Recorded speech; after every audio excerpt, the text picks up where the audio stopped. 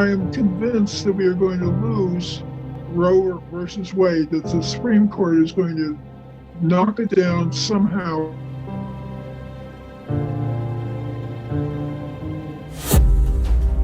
I took it for granted that we would always have autonomy about our bodies and our reproductive rights. If we lose the ability to make that determination for ourselves, it's going to be hell.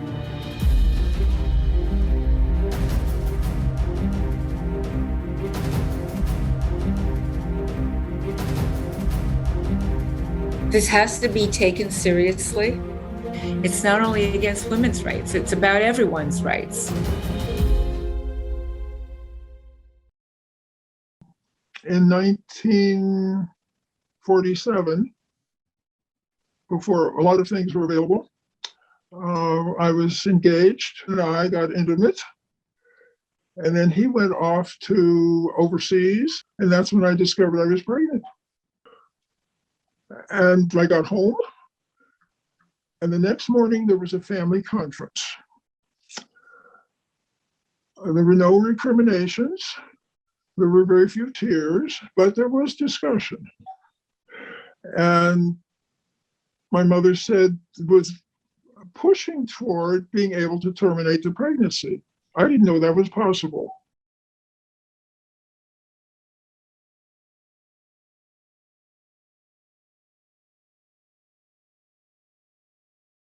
And I had a procedure, spent the night in the hospital. The next morning, at some point, I was out in the hall and I asked the nurse a question, and she said, "Oh, you're the abortion." And I looked at her and I started to argue with her. To my knowledge, that's the first I'd ever heard the word abortion. And then life just went on. So I did not have any emotional feelings of regret at all. It was something that was done, it was over, and went on with my life.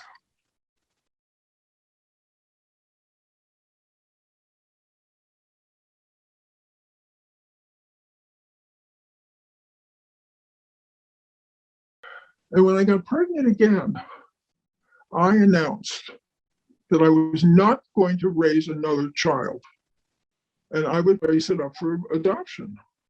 Well, my husband nearly had a fit because he said, "How can I tell the rest of the children that we're giving away a brother or a sister?" So then decided another abortion was the answer. I didn't really know what I was doing in 1947, I don't think. I did know in 1962 when I made this conscious decision that this is what is going to happen.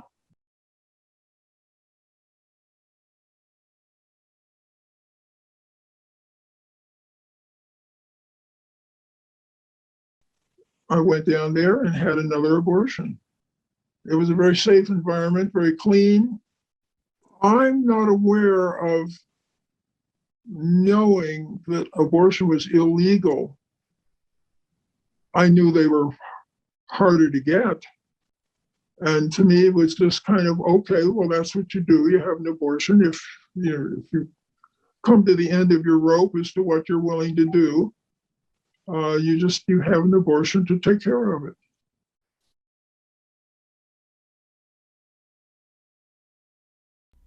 I was in college in 1968, before Roe, and I was 19 and just starting my sophomore year at the university.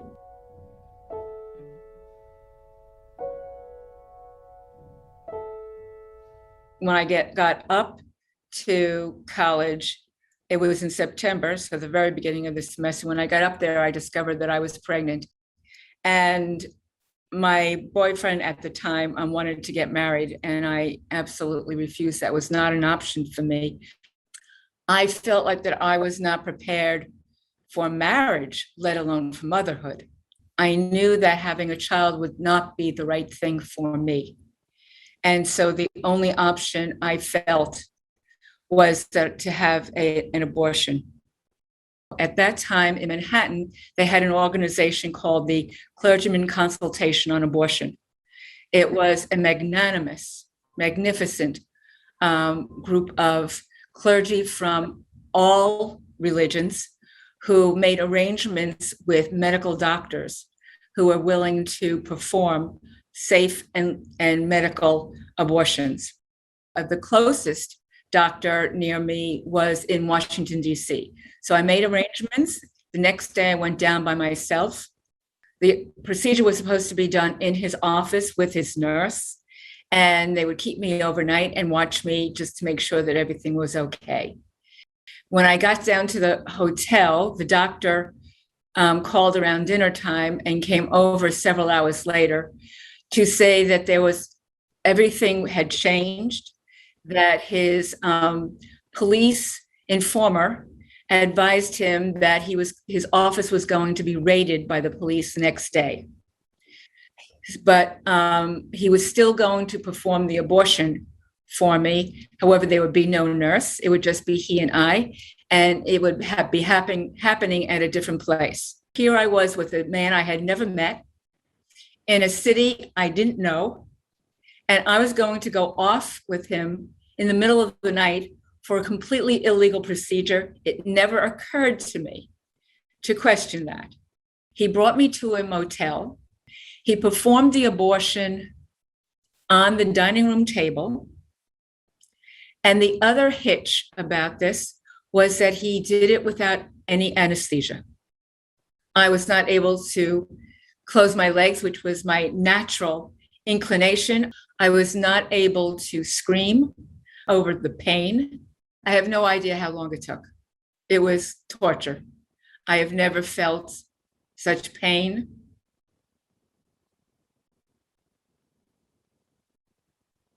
Since. When it was done, he gave me vitamin K, he gave me a Tylenol. I slept for about 10 minutes, then he dropped me off in front of the hotel, and I felt like I was this bag of dirty laundry. I was so profoundly traumatized that still to this day, I have the wounds of it.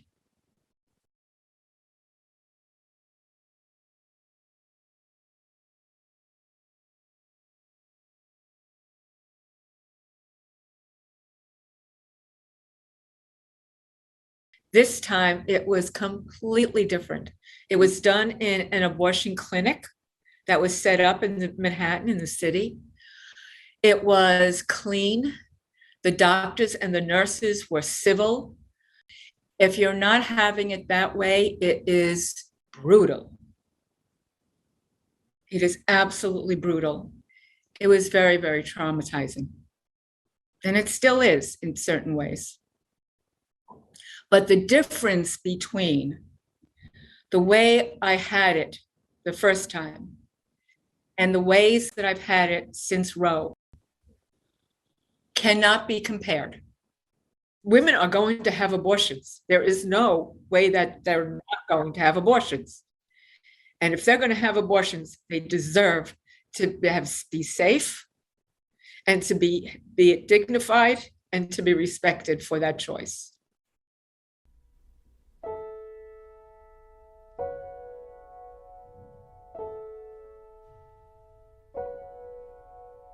I grew up in a small college town. Within that town, a very small Black community. I went to college extraordinarily naive.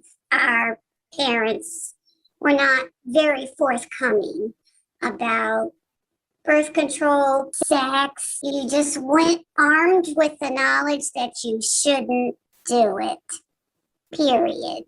That was it. And I became pregnant in my sophomore year.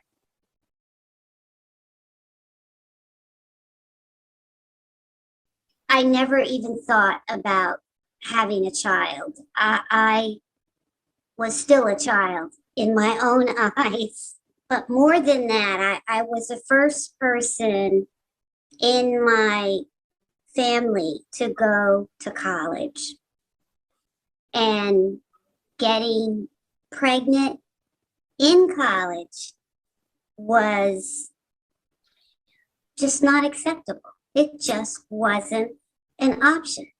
You know how your mom can kind of look at you and just tell something's up. And I was scared to death that she was going to find out some kind of way, and my grandparents, and just be disappointed in me. So, there's a lot of guilt, a lot of shame.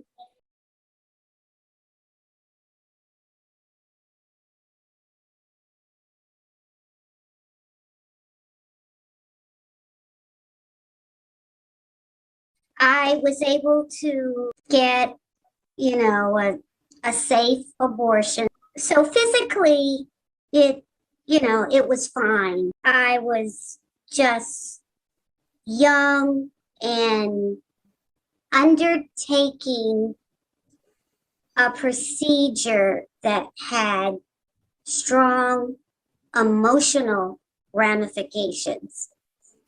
And I really didn't have anyone, close by to really unload all of this. And so you just carry it around. Just terror, guilt, and shame. 3 ugly, paralyzing emotions, especially for a young person. But no regrets whatsoever.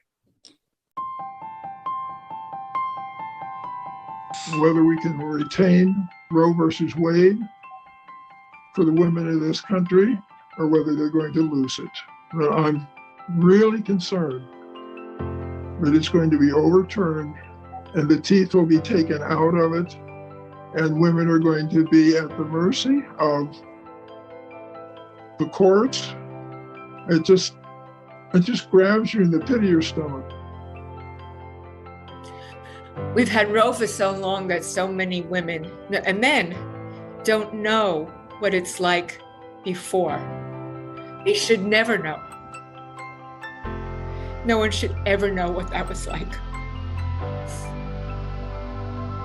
I just have to believe that we, the people, are going to be able to make changes and not go back to the, dark days of back alley abortions. I have faith.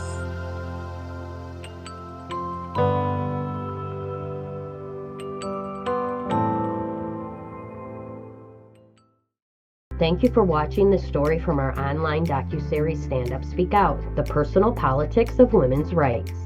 Please like and subscribe and hit the bell button to be notified when a new video is up. Share with your friends.